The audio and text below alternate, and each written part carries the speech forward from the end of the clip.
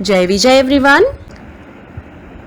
शुभं करोति कल्याणं आरोग्यं धनसम्पदा शत्रुबुद्धिविनाशाय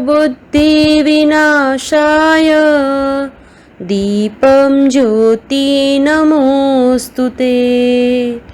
दीपं ज्योति नमोस्तुते।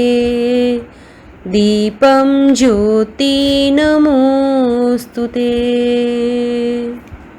इस श्लोक का अर्थ है, जो शुभ करता है, कल्याण करता है, आरोग्य रखता है, धन संपदा करता है और शत्रु बुद्धि का विनाश करता है, ऐसे दीप यानी दीपक की रोशनी को मैं नमन करता हूँ।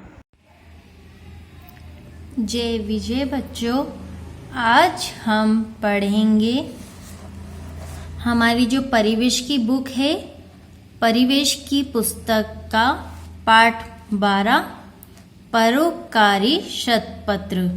इसमें हमारा ये पाठ हो चुका था। अब हम आज इसके क्वेश्चन आंसर प्रश्न उत्तर करेंगे।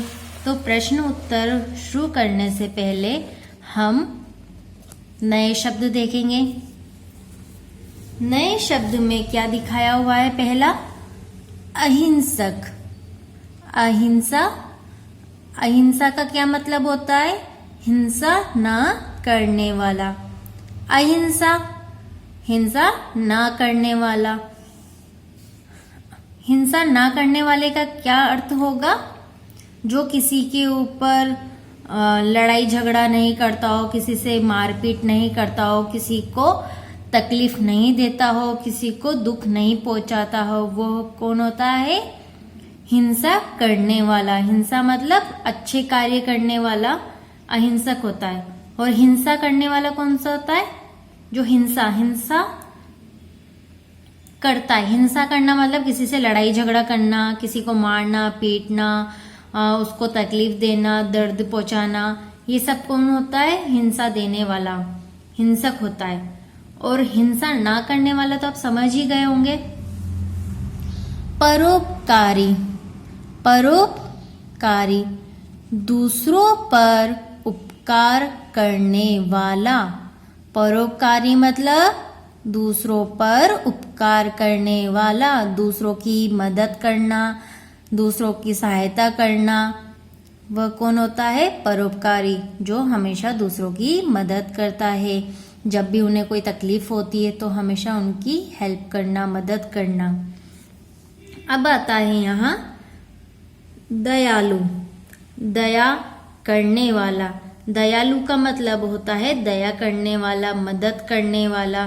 दयालु, जब हम किसी को तकलीफ में देखते हैं, दर्द में देखते हैं, तो हमें उसके ऊपर दया आती है। हम सोचते हैं कि हम उसकी मदद करें, हम चाहते हैं कि हम उसकी सहायता करें। ठीक। उपकार। उपकार का मतलब हुआ भलाई। उपकार मतलब भलाई करना। उपकार, जब हम किसी की भलाई करते हैं, जब किसी को हमारी मदद की ज़रूरत होती है, उसे हमारी मदद चाहिए होती है, या किसी भी चीज़ों से हमें उसका उपकार करना चाहिए, उसकी मदद करनी चाहिए। कहराना, दर्द से चिल्लाना। दर्द से चिल्लाना मतलब जैसे आपको चोट लगी हो या आपको तकलीफ हो रही हो, जैसे आपको इतनी चोट लगी कि आप कुछ नहीं कर पा रहे हो, कि वह दर्द बढ़ रहा है, आपका दर्द खत्म ही नहीं हो रहा है, तो आप कैसे करते हो? मुझे दर्द हो रहा है, मुझे दर्द हो रहा है, आप कहराना, कहराते हो। श्रुतलेख। अभ्यास में आ जाते हैं हम। क्या आता है? श्रुतलेख।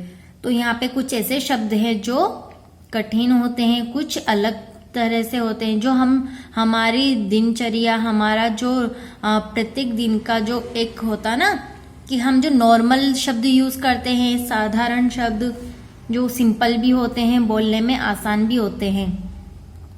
शतपत्र। शतपत्र कौन था? शतपत्र यहाँ पे एक बुद्धिस्ट था जिसने शतपत्र कठफोड़े के रूप में यहाँ जन्म लिया था, तो उसका नाम क्या है यहाँ? शतपत्र। कठफोड़ा। कठफोड़ा क्या है? एक पक्षी का नाम है जिसकी चोंच लंबी होती है, जो पेड़ में अपनी चोंच की सहायता से छेद करता है, होल बना देता है। हैरान, हैरान मतलब जब हम किसी को देखते हैं, जैसे यहाँ पर शतपत्र नाम के कटफोड़े ने एक शेर को, एक वन राजा को दर्द से कहाते हुए, चिल्लाते हुए देखा, तो शतपत्र क्या हो गया था, हैरान हो गया था कि ये क्या हो रहा है, शेर को क्यों रो रहा है वो। ठीक है, हैरान होना मतलब देखते ही हैरान होना मतलब शॉक होना कि ये क्या हो रहा है। मजाक, मजाक का मतलब तो आप सभी समझते होंगे, किसी की हंसी उड़ाना, किसी की खिल्ली उड़ाना। हड्डी, बोन, हड्डी मतलब जो हमारे शरीर में हड्डियां पाई जाती वो। टुकड़ा, टुकड़ा मतलब एक छोटा सा पीस, जैसे हम कोई खाना खाता है, निवाला जिसे बोलते हैं ना, एक निवाला, एक छोटा पीस। ठीक है। खोलिए, खोलिए मतलब ओपन कीजिए, मुंह को खोलना, खोलिए। चोंच, चोंच जो होती ना पक्षियों में, जिसकी चोंच, यहाँ कटफोड़ी की हमने क्या देखी थी, बड़ी वाली चोंच। उपकार, किसी पर, किसी की भलाई करना, किसी पे उपकार करना। बोधिसत्व, यहाँ बुद्ध भगवान के लिए बोधिसत्व मतलब जो बुद्ध, बोधिसत्व मतलब जो एक बुद्ध का जीवन जीते हैं, जो हमेशा दूसरों पे दया, उपकार ये सब बनाए रखते हैं। बुद्ध, भगवान बुद्ध। दयालु, दया करने वाला। अहिंसक, हिंसा ना करने वाला। परोपकारी, मदद करना और दूसरों पे उपकार करना। ठीक, चलो अब हम आ जाते हैं पाठ की बात। तो हम यहाँ क्या पढ़ेंगे, पाठ की बात। तो यहाँ पे पहला देखो, नीचे दिए प्रश्नों के उत्तर दीजिए। नीचे दिए प्रश्नों के उत्तर दीजिए। पहला क्या है यहाँ, मौखिक प्रश्न। मौखिक मतलब ओरल, जो आपसे सिर्फ पूछा जाता है और आप उसका उत्तर देते हो, ना कि लिखते हैं। मतलब हमारे पेपर में हमारे जो प्रश्न उत्तर वैसे नहीं आते। क, शतपत्र कौन था। हमने हमारे पूरे पाठ में शतपत्र के बारे में पढ़ा। ये पूरा पाठ किसके ऊपर है, शतपत्र के ऊपर, कि शतपत्र कौन था। तो आपको पता ही होगा शतपत्र कौन था। शतपत्र एक कटफोड़ा था। शतपत्र कौन था, एक कटफोड़ा था जिसका नाम शतपत्र था। ख, कौन दर्द से तड़प रहा था। कौन दर्द से तड़प रहा था, शेर।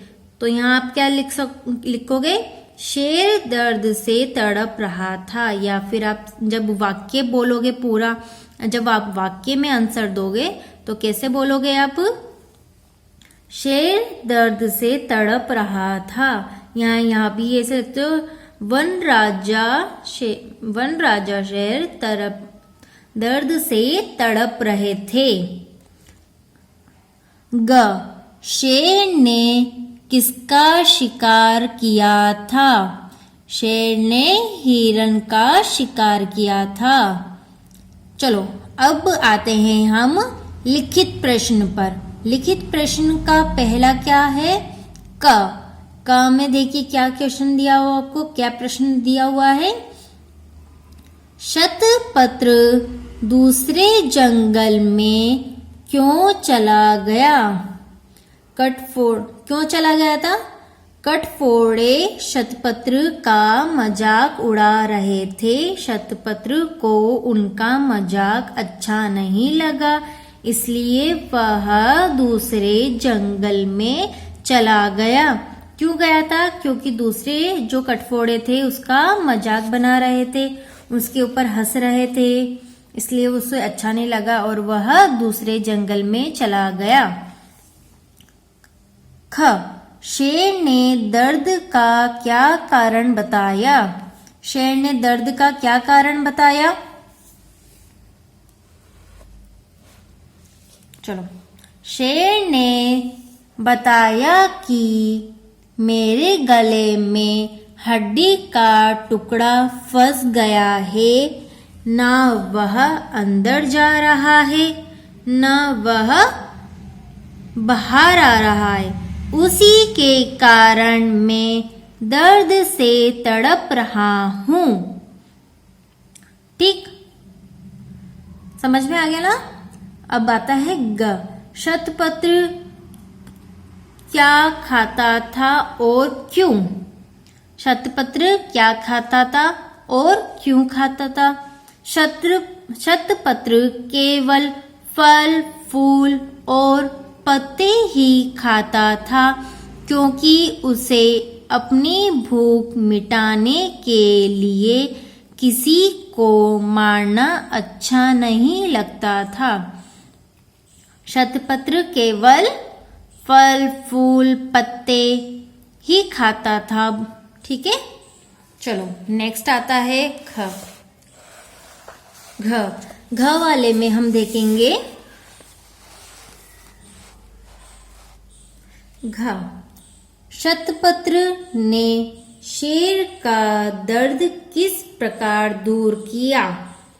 शतपत्र ने एक लकड़ी का टुकड़ा शेर के दांतों के बीच फंसा दिया और उसके मुंह में घुसकर अपनी लंबी चोंच से हड्डी का टुकड़ा निकाल दिया, जिससे शेर के गले का दर्द ठीक हो गया। जिससे शेर के गले का दर्द ठीक हो गया। ना लास्ट वाला देखिए, इस कहानी से क्या शिक्षा मिलती है? इस कहानी से हमें परोपकार की शिक्षा मिलती है। क्या शिक्षा मिलती है हमें? परोपकारी बनने की, हमेशा दूसरों की मदद करना, दूसरों पे उपकार करना, दया करना। ठीक, हमें यह शिक्षा मिलती है। चलो नेक्स्ट प्रश्न नंबर आपका 2 आता है। पाठ में ये वाक्य किसने कहे? यह पाठ में वाक्य किसने कहे, हम ये देख के बताएंगे। क वाला, तुम कटफोड़ा होकर भी कीड़े मकोड़े क्यों नहीं खाते? ये है किसने बोला और किसको बोला था? शतपत्र को तो कहा था, लेकिन यहाँ क्या पूछा? तुम कटफोड़ा होकर भी कीड़े मकोड़े क्यों नहीं खाते? यह वाक्य किसने कहे? तो ये वाक्य एक कटफोड़े ने कहे थे। किसको कहे थे? शतपत्र को। लेकिन हमसे यहाँ क्या पूछा, किसने कहे? तो कटफोड़े ने कहे। ख वाला देखिए, कल शाम को मुझे बहुत तेज भूख लगी थी। किसने कहा? शेर ने, कि मुझे कल शाम को बहुत भूख लगी थी, मैंने हिरण को देखा और उसका शिकार किया। तो ये सारा वाक्य किसने कहा था? एक शेर ने कहा था। चलिए आगे बढ़ते हैं। भाषा की बात। है और हैं का सही प्रयोग करके खाली स्थान भरिए। है और हैं, यहाँ पे क्या बिंदी लगी हुई है? अंक की बिंदी। का रोहित पुस्तक पढ़ रहा है तो आएगा नहीं, तो कैसा आएगा हमारा वाक्य? कैसे सही लगेगा हमें? रोहित पुस्तक पढ़ रहा है, फुल स्टॉप। ये सेंटेंस हमारा क्या हो गया? पूरा हो गया। इसमें किसी प्रकार का कोई प्रश्न नहीं है, तो आगे हम क्या लगाएंगे? Full stop. ख, बच्चे मैदान में खेल रहे हैं। बच्चे क्या कर रहे हैं? मैदान में खेल रहे हैं। तो यहाँ पे बच्चों के लिए बोला गया है। बच्चे कितने बच्चे हैं यहाँ पे? ग, आप इस प्रकार क्यों कह रहे हो भी आ सकते, कह रहे हैं। तो ये जब हम किसी को रेस्पेक्ट करते हैं, जब हम किसी को संबोधित करते हैं, जब हम किसी के सम्मान में बोलते हैं, तो जो कटफोड़ा पक्षी था शतपत्र, तो वन राजा मतलब जंगल का राजा, तो हम कटफोड़ा पक्षी जो शतपत्र है वह वन राजा को कैसे रेस्पेक्ट से संबोधित करके, उनकी इज्जत करके उनको कैसे बोलेगा है। आप इस प्रकार क्यों कह रहे हैं, ठीक है। तो है क्या पूछा उन्होंने, एक प्रश्न पूछा, तो यहाँ पे क्या आया, प्रश्नवाचक चिन्ह। ये कौन सा चिन्ह है, एक प्रश्नवाचक चिन्ह, जिसे हम क्या बोलते हैं, क्वेश्चन मार्क। घ सोहन और राम पाठशाला जा रहे हैं। तो यहाँ पे किसके लिए आया, दो व्यक्ति के लिए। सोहन और राम पाठशाला जा रहे हैं। मेरे गले में हड्डी का टुकड़ा फंस गया है। तो ये किसके लिए, हमारे लिए। तो हम क्या बोलेंगे, फंस गया है तो नहीं बोलेंगे, फंस गया है। नीचे दिए, चलो प्रश्न 2, प्रश्न नंबर 2। नीचे दिए वाक्यों को ठीक करके लिखिए। ठीक करके लिखिए मतलब जो वाक्य है उसको सही प्रकार से लिखिए। क मुझे एक हिरन दिखाई दी। मुझे एक हिरन दिखाई दी, ऐसा तो कोई वाक्य नहीं है ना। तो मुझे एक हिरन दिखाई दिया, क्या है हमारी पाठ्य पुस्तक में, मुझे एक हिरन दिखाई दिया। हम ऐसे ही बोलते ना। चलो अगला, हड्डी का टुकड़ा मेरे गले में फंस गई है। ये वाक्य आपको अच्छा लग रहा है सुनने में, या आपको ये आपने पाठ्य पुस्तक में ऐसा पढ़ा आपकी, हड्डी का टुकड़ा मेरे गले में फंस गया है। तो यहाँ क्या है, सॉरी फंस गया है, तो हम सही बनाएंगे इसका, हड्डी का टुकड़ा मेरे गले में फंस गया है। गई की जगह क्या लिखेंगे हम, फंस गया है। ग वाला देखिए, उसे किसी के कहने की आवाज सुनाई दिया। तो दिया की जगह क्या आएगा, उसे किसी के कहने की आवाज सुनाई दी। दिया की जगह क्या आएगा, दी। ठीक, चलो प्रश्न नंबर ये कौन सा था, 95। अब हम निकालेंगे 96, ऊपर वाला, घ वाला। कल शाम को मुझे बहुत तेज भूख लगा था। तो इसका क्या बनेगा सही वाक्य, कल शाम को मुझे बहुत तेज भूख लगी थी। तीसरा प्रश्न 3, नीचे दिए शब्दों के वचन बताइए। वचन मतलब एक वचन और बहुवचन। वचन कितने प्रकार के होते हैं, एक वचन और बहुवचन। ठीक है, पत्ता, पत्ता का बहुवचन क्या होगा, पत्ते। कीड़ा का कीड़े, टुकड़ा का टुकड़े, लड़का का लड़के, हड्डी का हड्डियां, पत्ती का पत्तियां। पत्ती क्या है यहाँ, एक, और पत्तियां बहुवचन में आएगी। घंटी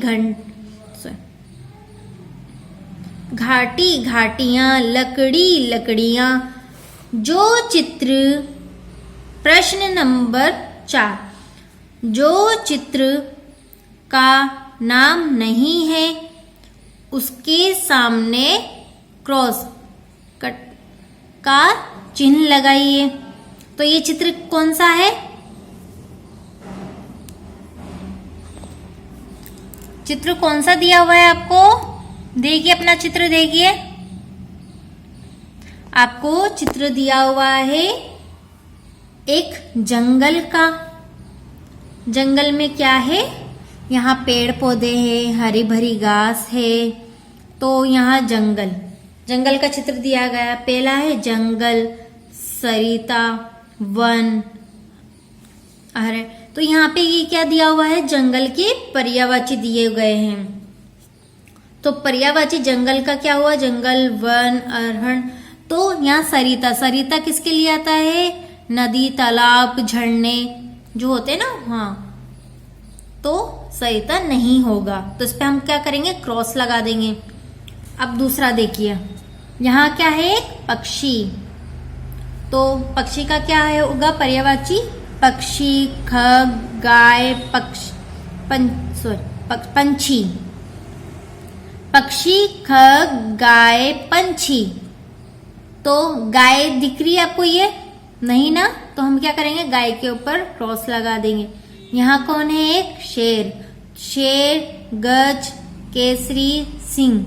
गज कौन है, हाथी, एलिफेंट के लिए आता है, ओके। तो गज के ऊपर हम क्रॉस लगा देंगे। अब नीचे क्या दिया हुआ है आपको, एक पेड़ दिया हुआ है।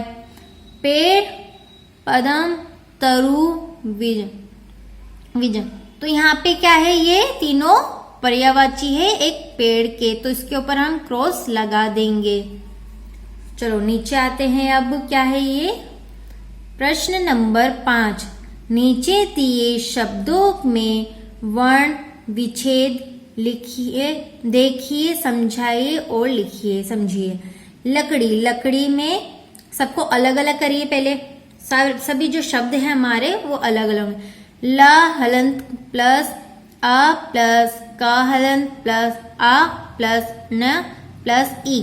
तो इन सबको मिला के क्या बनेगा, लकड़ी। तो ऐसे ही हम सबको अलग अलग करेंगे। अगला आपको दिया हुआ है टुकड़ा।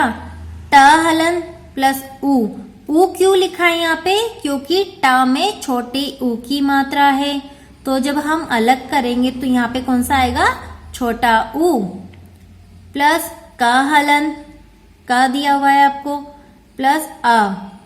यहाँ पे आ की कोई मात्रा नहीं होती, तो ये कौन सा आ वो वाला नहीं है। प्लस न प्लस आ क्योंकि यहाँ पे कौन सी आ की मात्रा दी हुई है। तो जब हम सबको मिला के बनाएंगे शब्द तो क्या बनेगा, टुकड़ा। नीचे दयालु, द हलन प्लस आ प्लस या हलन प्लस आ प्लस ला हलन प्लस ऊ। तो उन सबको क्या मिला के बनेगा, दयालु। इसकी कोई मात्रा नहीं होती है, तो यहाँ पे द और या के बीच में कोई मात्रा नहीं आई है। या की मात्रा है, आ की मात्रा, तो यहाँ क्या लिखेंगे, बड़ा आ। शिकार, शिकार, तो यहाँ कौन सी मात्रा है, छोटी ई की मात्रा। तो श छोटा ई प्लस का हलन प्लस आ हलन प्लस रा प्लस अ। तो यहाँ सब मिला के क्या करेंगे, ये कौन सी मात्रा है, छोटी ई। यहाँ क्या दिया हुआ है, छोटी ई, तो यहाँ शिकार।